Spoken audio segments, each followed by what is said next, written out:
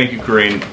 It's been only 2 days since somebody allegedly tried to kill Donald Trump again. And you're here at the podium in the White House briefing room calling him a threat. How many more assassination attempts on Donald Trump until the president and the vice president and you pick a different word to describe Trump other than threat?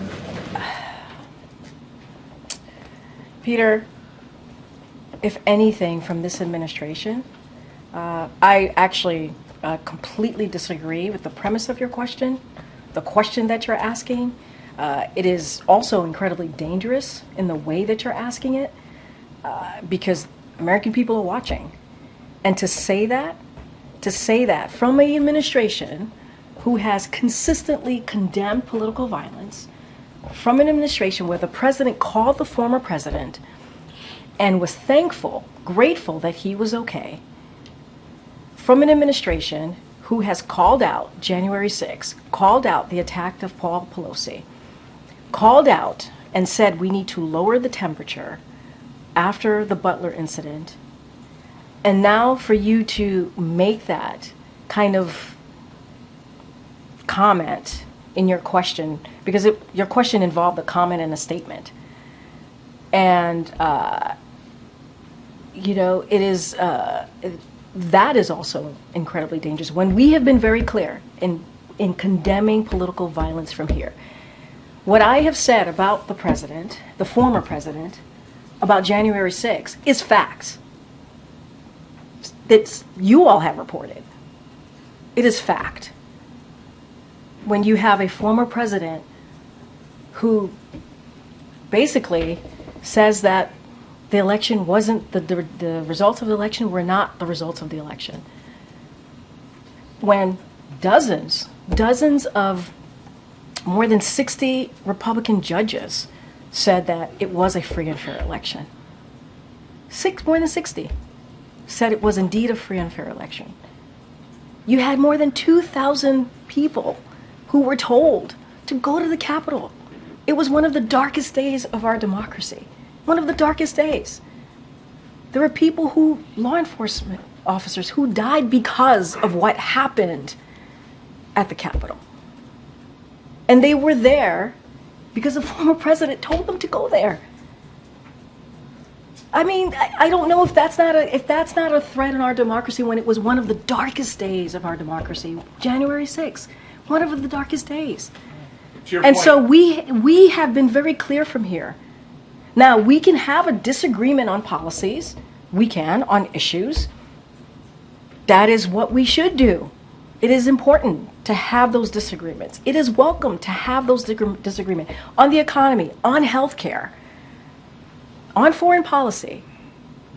But when you start bringing political rhetoric, that is not okay. And that's what you've heard from us, too. You've heard differences on policies.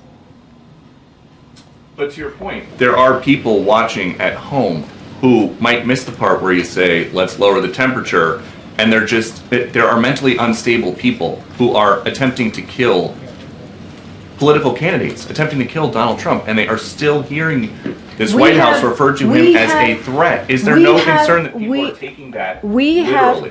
We're using examples. We're not just saying that just to say it.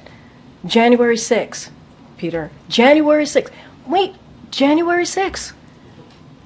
How many times do we have to? January 6th, 2021.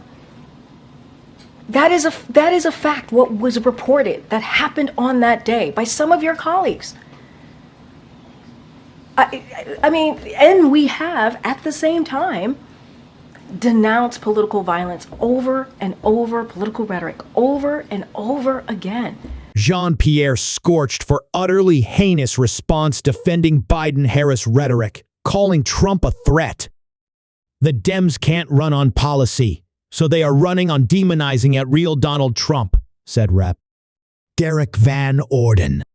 White House Press Secretary Karine Jean-Pierre was skewered online for defending the administration's rhetoric about former President Trump following the latest assassination attempt against him.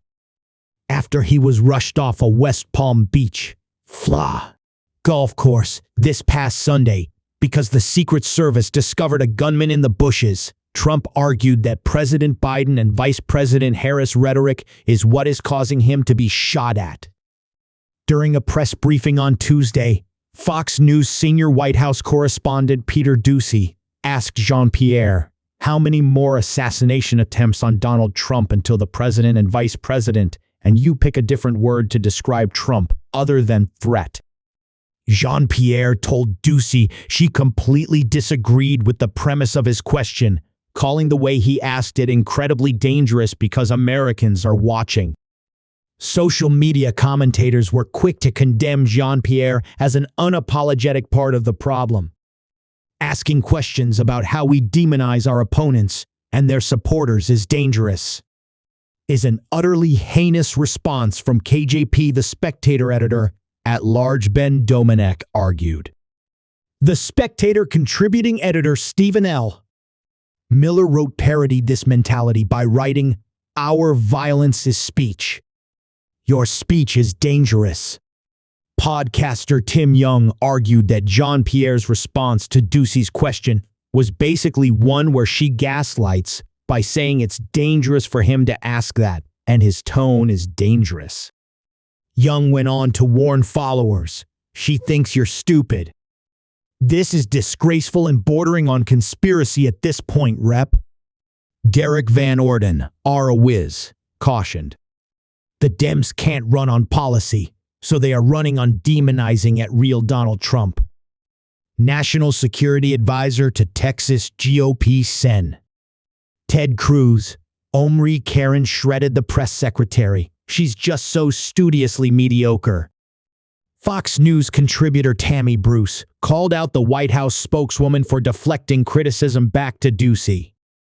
In asking a question about the admin's use of the word threat to describe Trump, KJP accuses Doocy of being dangerous for asking the question. She wrote, video journalist Nick Sorter suggested, "These people are clearly going to continue these violent narratives. Evil.